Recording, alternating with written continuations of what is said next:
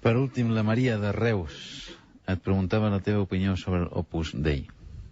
Una secta que da lástima, porque cuando el cristianismo se está derrumbando, vienen estos pobres hombres ahora con toda buena voluntad a querer revivir cenizas, ¿verdad? Y el Opus Dei, pues, está fundado por un hombre que era una personalidad psicopática, es un dable José María Escrivá de Balaguer, y por eso tenía el poder que tenía, de hacer comulgar con ruedas de molino a gentes que dirigían bancos y que eran ministros, y por ahí uno se queda pasmado de cómo en realidad es posible que hubiera gente que lo siguiera, porque lo menos que se puede decir, porque yo probablemente diría algo más de él, que era más que personalidad psicopática, pero sí ciertamente lo era, y a mí me dan pena esa pobre gente, porque para mí 21 Opus Dei, ¿verdad?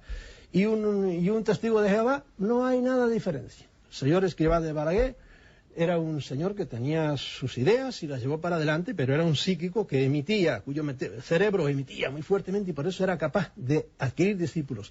Y el señor Russell, fundador de los Testigos de Jehová, era uno que iba por otro lado sus ideas y también tuvo discípulos que siguen las mismas estupideces que dijo el señor Russell, que son las que creen los Testigos de Jehová hoy día.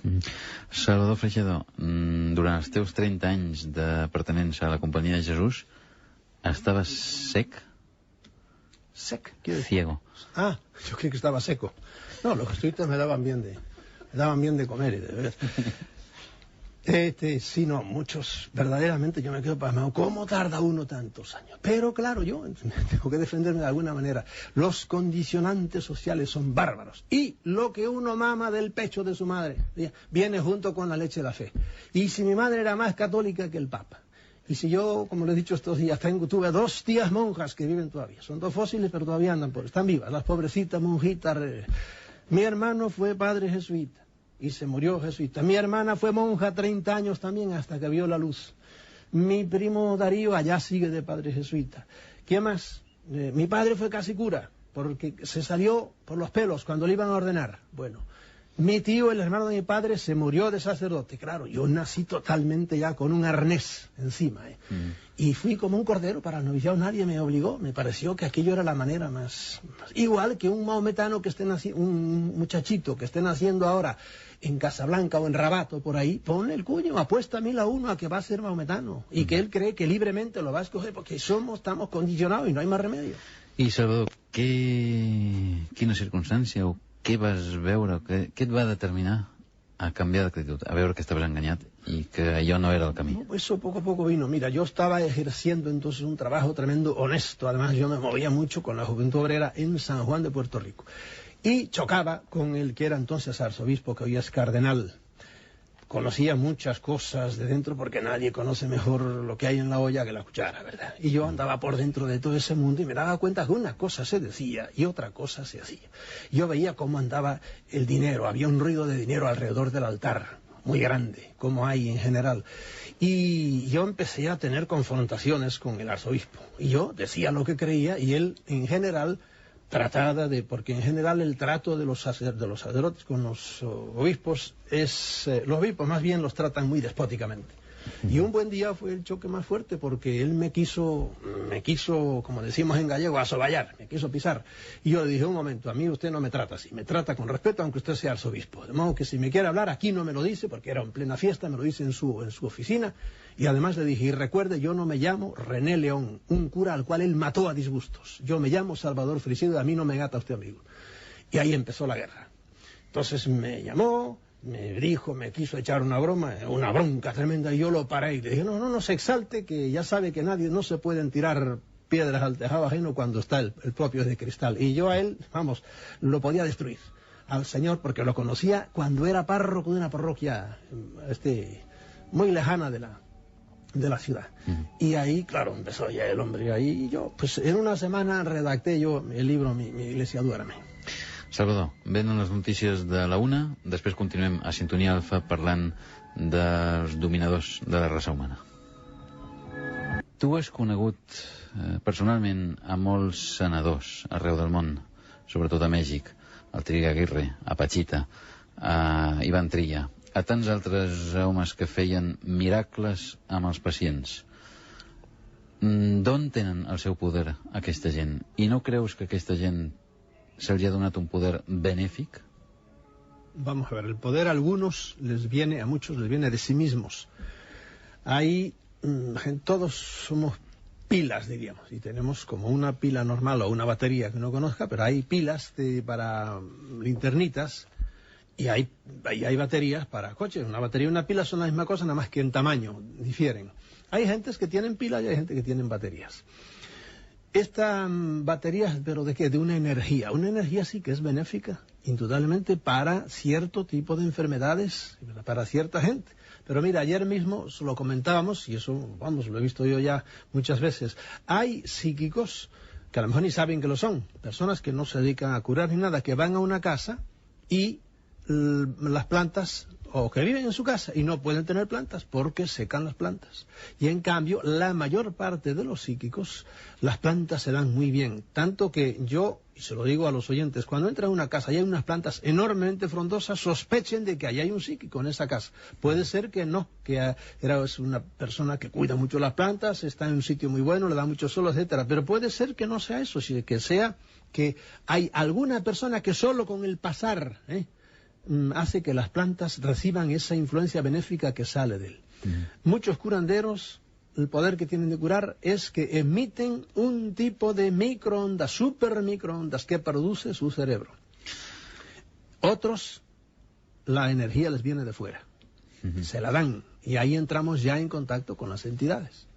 Los grandes psíquicos, la energia no solo és d'ells, sinó que les viene de fuera. Potser cal dir que Salvador Freixedo fa ja uns quants anys va organitzar a Mèxic capital el primer congrés de l'altra medicina, amb aquests senadors. Quines són les curacions més inverosímils que tú has presenciado, Salvador? Bueno, y las que yo he presenciado son las de Pachita. Indudablemente en México, una india que ya se murió, de vieja, que vivía en la plena Ciudad de México, aunque era india de raza pura. Y sí, aquella fue lo más, porque yo he visto a muchos curanderos, pero esa fue la que hacía cosas más tremendas, porque tenía un cuchillo y con él abría a la gente y sacaba de dentro cosas que a veces no eran ni cosas humanas, sacaba vísceras y sacaba cosas que no deberían estar allí, pero ahí salían y allí se quedaban en una palangana, y no era yo solo el que las veía. No solo que las veía de lejos, sino que yo practicaba con ella y yo usaba el cuchillo lo mismo que ella cuando ella me decía, etcétera, etcétera. Y allí había médicos que presenciaban eso. Esa fue el más grande. Después he visto en Brasil, he visto también a otros. Y he visto a los filipinos trabajar también. ¿Y el Tigre Aguirre? Me recuerdo que me has explicado alguna operación importante del Tigre Aguirre. Bueno, el Tigre Aguirre, operaciones con cuchillo no, lo vi hacer limpias, es decir, sacarle del cuerpo cosas, pero a base de manos, ¿verdad? No como con el cuchillo, como esto. ¿Y qué crees tú que es? ¿Qué está curando en aquests casos?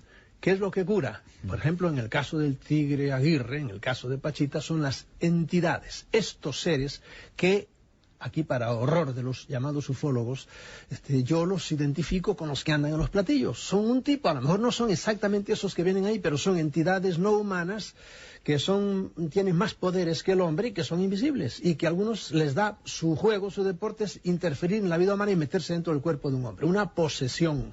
La Iglesia a esto le llama posesión diabólica, porque en general los ángeles no hacen esa posesión, sino hacen solo los diablos. Diablos y ángeles son la misma cosa, que se presentan o positivamente o negativamente. Pues estos grandes curadores, por ejemplo Pachita, ella no era ella. Cuando curaba, decía ella, hablaba, bueno, Pachita hablaba con la misma voz, hay que decir eso, pero decía que estaba dentro Cuauhtémoc. Cuauhtémoc fue un indio, que fue el último indio de los aztecas, que lo mandó a ahorcar Cortés, ¿verdad? Ella creía que era Cuauhtémoc. Yo estoy seguro que no era Cuauhtémoc, sino una entidad que la engañaba diciendo que era Cuauhtémoc, y ella le llamaba el hermanito, y ese era el que le daba los poderes. Eso a ella, porque a otros, pues, ¿qué será? Es un muerto, por ejemplo, los famosos casos brasileños, es el Fritz, el doctor, es un doctor que se murió, y nada, y dice que es el que los posee. O, por ejemplo, en el caso del venezolano, hoy día, este venezolano, que fue un santo, un médico que murió dentro de la iglesia en honor de santidad, pues hoy día hay curadores venezolanos, los cuales, los que los incorpora es el doctor, no sé cómo se llama, Fernández, o tiene un nombre muy castellano, ¿verdad? De modo que es una entidad que se les mete dentro. Efectivamente, sí. El Estado, como te dijo Andreas, de excitación. Cuando un hombre, por ejemplo, hay grandes carcajadas en un salón, también puede ser lo mismo. Pero ojo, es que al ser humano, igual que a los animales, es mucho más fácil causarles dolor que felicidad. Mucho más fácil. El dolor es instantáneo. Le metes un palo e inmediatamente está el hombre ya. En cambio, para hacer reír, ya ves los humoristas que pocos son, porque es muy difícil a la gente tenerla feliz y sobre todo violentamente feliz. Y por eso no se van al dolor. Pero yo creo que sí, que el cerebro hasta podría producir más, pero es más difícil tener, como digo, todo un grupo de gentes felices. Entonces, sí, el origen de muchos tabúes en la vida, todos estos condicionamientos sociales y religiosos, se deben a eso, a que nos van llevando por donde queremos para, no sé si precisamente para causarles a ellos ese high que decíamos antes, pero para que hagamos lo que ellos quieren, ¿verdad? Indirectamente. En cuanto a la sexualidad, sí es enorme. Lo que han montado las religiones alrededor de la sexualidad es enorme. Y sería demasiado ponernos ahora a hablar, pero es curiosísimo. Ahora, también quiero decir, y lo vengo diciendo hace años, y ahora en estos documentos que están apareciendo, todo esto apareció el año 88, por fin. Yo lo vengo diciendo hace mucho tiempo. Yo hace tiempo que digo que todo el fenómeno OVNI está relacionado con lo generacional, con lo genético y con lo genital. Y ahora resulta que a muchas de las víctimas, tanto animalescas como humanas, les llevan los órganos genitales enteros. De modo que cuando le sacan los genitales a una hembra, por ejemplo, le sacan no solo la parte externa, sino que en la hembra es todo interno, y le sacan la matriz y el útero, todo perfectamente, ovarios, etc., limpio, y no les interesa lo demás. Muchas veces se lo llevan. ¿Por qué? Porque es que el fenómeno OVNI está relacionadísimo con todo lo sexual. Pero en este caso está debido a que este tipo de entidades con las cuales estamos ahora más en contacto, o ellas están más interfiriendo en nuestra vida, les interesa porque están desesperadas haciendo experiencias, porque ellos están desbaratados sexualmente, ya no saben, tienen una reproducción natural y por eso son clones. Todos ellos se clonean y se reproducen solo de esa manera artificial. Mario, de Vilafranca, del Penedès, preguntava la teva opinió sobre la teoria de la reencarnació. Bueno, la reencarnación es otro dogma que muchos lo han aceptado ahora. Salieron de Guatemala y se meten en Guatepeor, porque ahora hacen reencarnar hasta los postes de la luz. Y yo estoy harto de decir que a mí no me interesa reencarnar en este condenado planeta. Hay algunos que a lo mejor van a reencarnar, yo no me opongo. Es decir, que algunos puede ser que reencarnen. Yo no tengo interés en reencarnar, ni creo que todos reencarnen, sino que hay gente que cumple su grado de evolución, y como el niño que en tercer grado aprendió las tablas de multiplicar en los quebrados y pasa a cuarto grado. Y aquel que no le gustaban las matemáticas y no iba a la escuela y hacía novillos, pues lo hacen repetir. Habrá gente que repetirá, habrá gente que se irá para adelante. Es una cosa que tiene su lógica, porque hay gente a la cual todo le va bien, ¿verdad? Y hay gente a la cual todo le va mal, ¿verdad? Y por eso es lógico que algunos, pues, no sé, que reencarnen. Pero yo no me lo dejo atracar como un dogma más, porque ya bastante trabajo me costó salir de los otros. El mateix Mario de Vilafranca deia que si les emocions generen una excitació amb aquests certs, si una persona, tu, per exemple, tens un equilibri perfecte, un autocontrol de les teves emocions, què et poden fer? Eso es poner el dedo en la llaga.